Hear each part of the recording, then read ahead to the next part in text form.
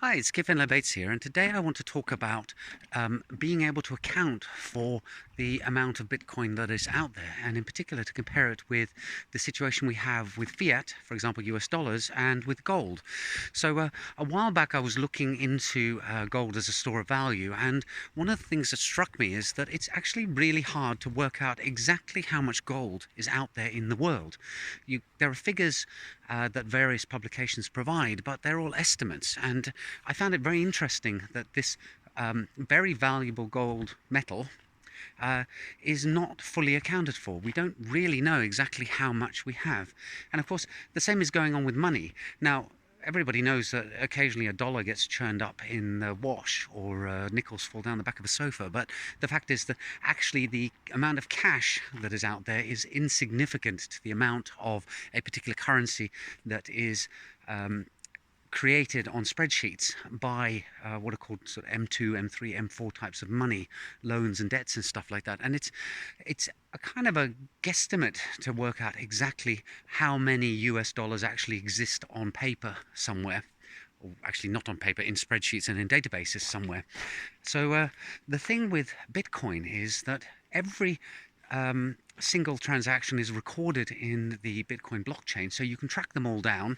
The creation of Bitcoins is totally deterministic, so we know exactly how many Satoshis and Bitcoins have been created over time, and you can see where they've all moved. And in fact, I've got a little script that I cribbed off GitHub that I can use to run over my copy of the Bitcoin blockchain database in order to determine precisely that. And I'm running it as I'm speaking to you on this video, so I'll post the figures to see how they match up with what the theoretical number of Bitcoins is.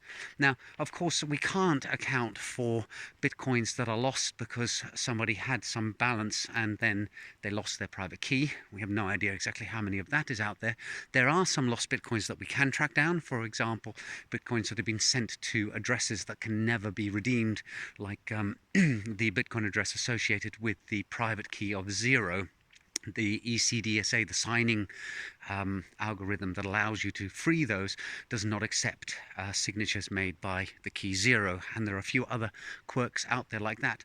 So basically we have an upper cap and we can make some kind of estimates as to what percentage has been lost, but it's a much more deterministic system than gold or fiat in terms of working out how much is out there for anybody, not just economists or governments, actual individual people with their computers sitting down and crunching the numbers, and there are a lot of tools out there to do that. So I think that's something that is of amazing value in Bitcoin, that we can really perform these investigations.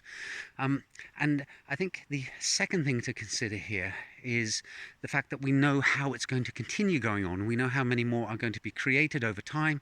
There's this upper cap of 21 billion Bitcoins before the supply stops, and then we can continue to look at how they move about and whether they cluster and concentrate in particular addresses, or whether it spreads itself out over a much bigger population.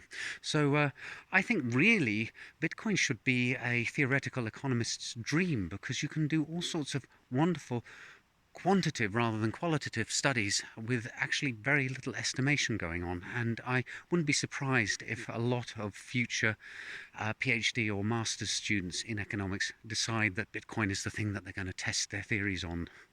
Anyway, that's it for tonight. Hope you found it interesting. See you in the next video soon. Bye for now.